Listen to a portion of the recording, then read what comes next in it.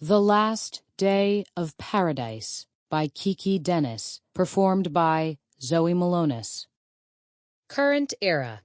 The Great Entrance and the Abrupt Interruption, 1964 to 1980. My name is Sunday. I am a person, not a day. Several months ago, I would have said I was an extra cool person with lots of self-confidence, but that was then, and that's very far from now. Anyway, do you know I have a friend who just by looking at you is able of telling you how many kilos of self-confidence or ambition you possess? Yes, it's true. Such a person exists. His name is Denis, and I haven't jumped him, or going to, 'cause real friends aren't for jumping, as people who possess more than 10 kilos of common sense know. How many kilos of common sense you've got? Regardless of your answer, I must add that Denis is also capable of converting your kilos into pounds without using a calculator, or any other computational device for that matter. He could look at you and automatically be able to tell you how much self-confidence, ambition, common sense you possess, and to what measure you have been trained to comprehend that amount. Of course, he would say nothing. Why?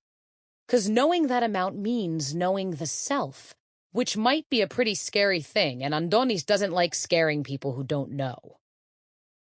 I wish I could introduce you to Denis right away, but first I gotta talk about me, secondly about my happily brief past, thirdly about the ordinary day of the unordinary event, and then the present scatological situation.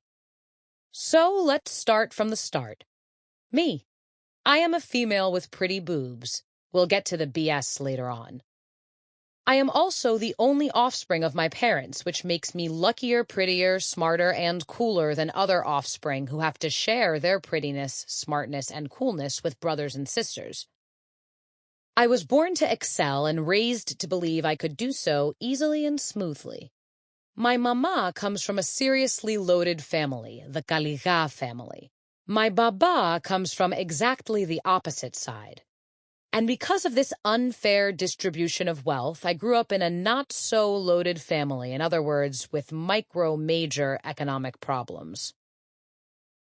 Of course, that's my personal view of the matter, 'cause Mama still believes that money doesn't buy happiness, only rents a portion of it, and those who depend on rent end up homeless. Anyway, one thing is sure, that my parents lacked desirable dough. And I said lacked and not lack, 'cause currently there is much more around, which is certainly a grand thing for me, who I am an expert in maneuvering it successfully. Sample complete. Ready to continue?